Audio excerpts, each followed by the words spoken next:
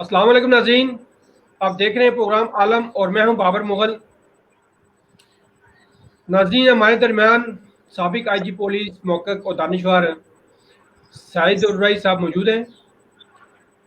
आज आए इनसे जो पाक चाइना कशीदगी इस वक्त चल रही है सरजों पे, उस हवाले से बात करते हैं।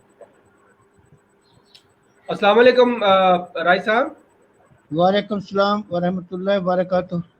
राय साहब, आपका बहुत शुक्रिया कि आप माशाल्लाह आपके तज़किये तबसरे बड़े शौक से देखे जा रहे हैं और बड़े पसंद भी किए जा रहे हैं। आज जिस पे हम बात कर रहे हैं वो पाक चाइना कशीदगी है, उस पर बात करेंगे। तो आप ये फरमाएं कि पाक चाइना कशीदगी में पाकिस्तान को इनडायरेक्टली क्या पैगाम पोशीदा है, जबकि दूसरी तरफ हालिया बजट में सी पैक पर खामोशी को आप किस तनाज़े से देखते हैं? हालांकि सारी माशियत, पाकिस्तानी माशियत का जो दारमदार है वो सी पैक मनसूबा है, तो सी पैक मनसूबे की तकमील है। आप क्या कहते हैं?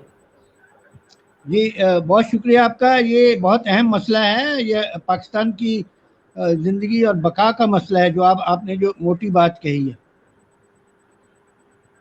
देखिए, चीन और इंडिया का ये इशू सन 60 में भी हुआ था और अब तकरीबन 60 साल के बाद दोबारा रेज हो गया है, क्योंकि आपको पता है कि इंडिया में किस किस्म की हुकूमत है। वो उन्होंने आस्ता आस्ता कश्मीर को अपने कब्जे में कर लिया, यूएन की करारदातें ख़त्म करके हर चीज़ सारी दुनिया देख रही है। किसी की आशीर्वाद पर तो किया है ना, कोई पीछे पीठ के ऊपर है ना। सही। ये वो लोग हैं जो कहते थे कि हम बीच में सालसी करेंगे, लेकिन हमारे पेट में तो छुरा घोंप रहे हैं वो लोग। सीधी बात करनी चाहिए। ये वहाँ अड्डे बनाना चाहते थे, अब इनका मकसद यह था लद्दाख के ऊपर वहाँ बैठकर।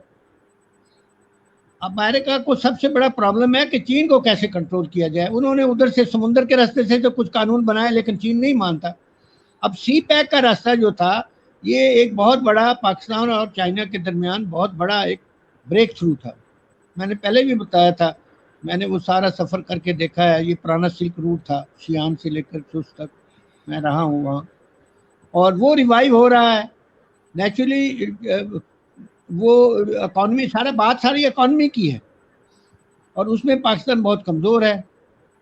हमारे कुछ हल्के यहाँ ये शोर कर देते हैं, नहीं नहीं नहीं चीन आप पर कब्जा कर लेगा, ये हो जाएगा। यार, ये तो आपकी कमज़ोरी की अलामत है। अमेरिका ने जापान पर कब्जा कर लिया था सेकंड वर्ल्ड वॉर के बाद। वो उसी अम्ब्रेला में वो इतना ताकतवर हो गया।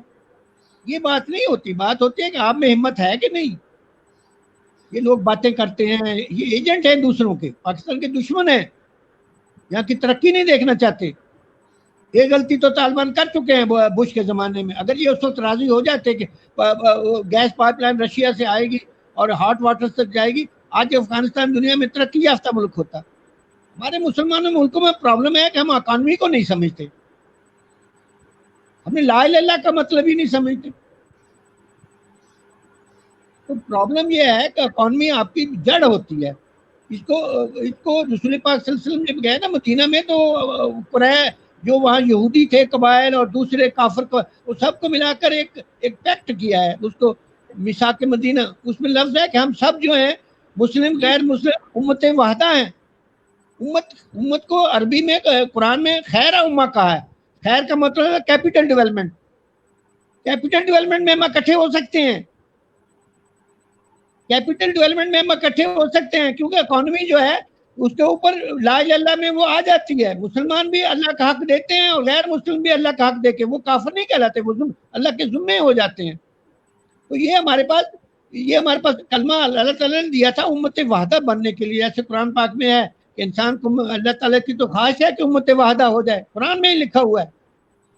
लेकिन अपने इख्तिलाफात की वजह से, अपने झगड़ों की वजह से नहीं करते। तो ये हमारे लिए सुनहरा मौका है कि हम चाइना के साथ पैक्ट करें। और बिल्कुल आपने ठीक है, हम बजट में क्यों नहीं जिक्र हो रहा है इसका। मुझे वो याद आ जाता है, मैं फिर कहता हूँ, तो नवाज शरीफ साहब ने एक मोटरवे बना दी थी, उस वक्त तो कहा था इसके ऊपर बड़े बड़े वो बनेंगे, इकोनॉमिक जोन बनेंगे।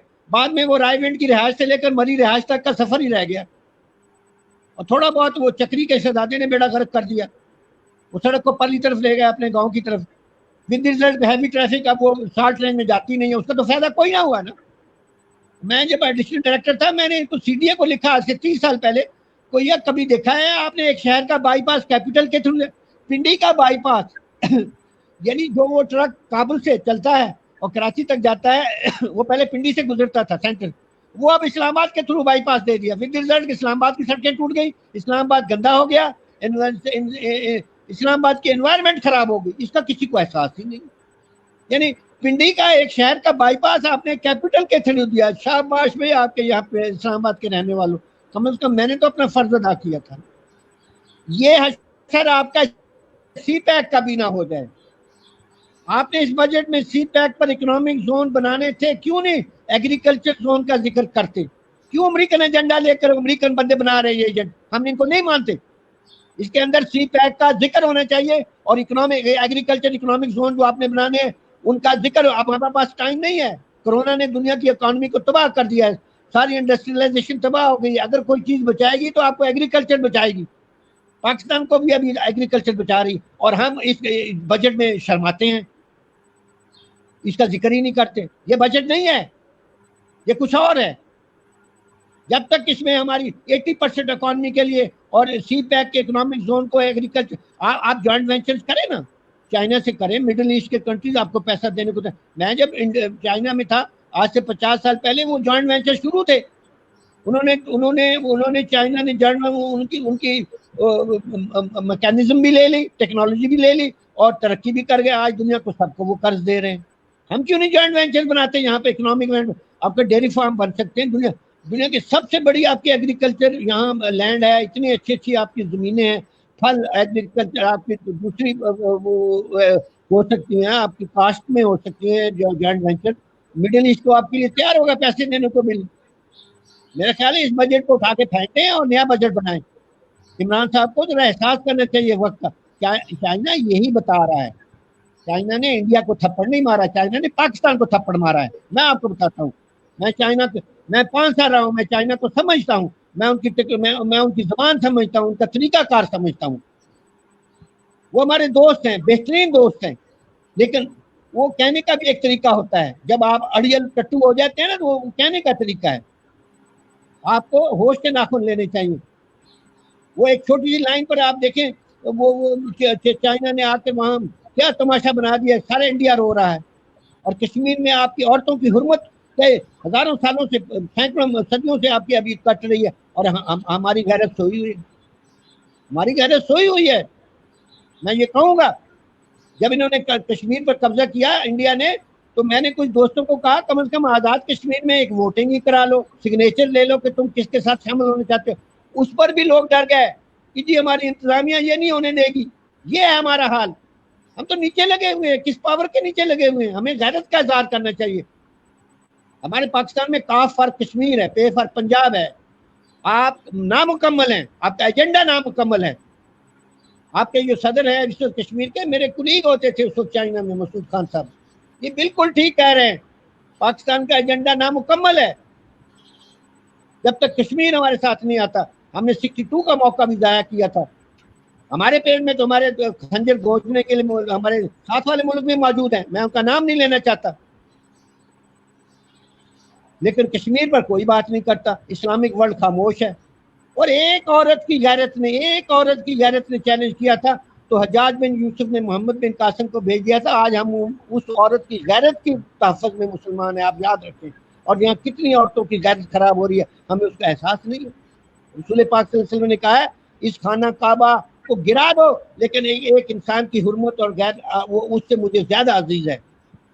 या आप बताएं उनको जाकर, मिडिल ईस्ट के बादशाहों को जो हरमैन शरीफ के हैं, कि रसूल पाक ये कहते हैं। कोरोना ने तो उनको बता दिया ना कि वो बंद कर दिया। हम इतने बेगैरत हो गए कि कश्मीरियों की बेहुरमती होते रहे औरतों की, और हम चुप रहे। नहीं चुप रह सकते हम।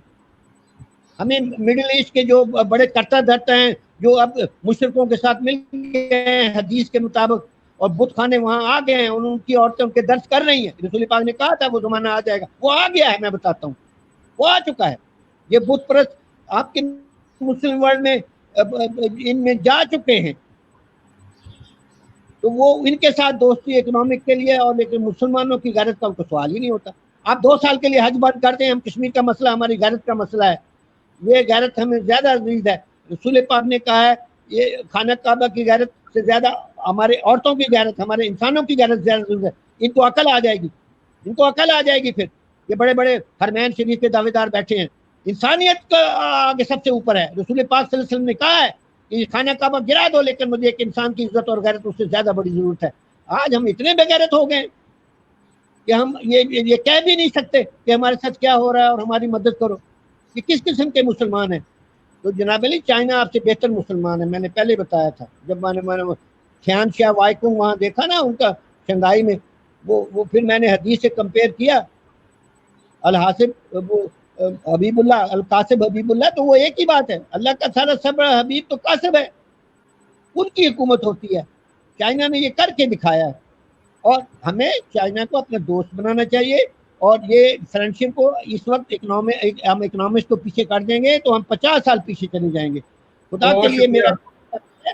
یہ چائنا نے انڈیا کو سبق نہیں سکھایا، چائنا نے پاکستان کو سبق سکھا رہا ہے. میری بات یاد رکھیے گا. جزاک اللہ والخیر.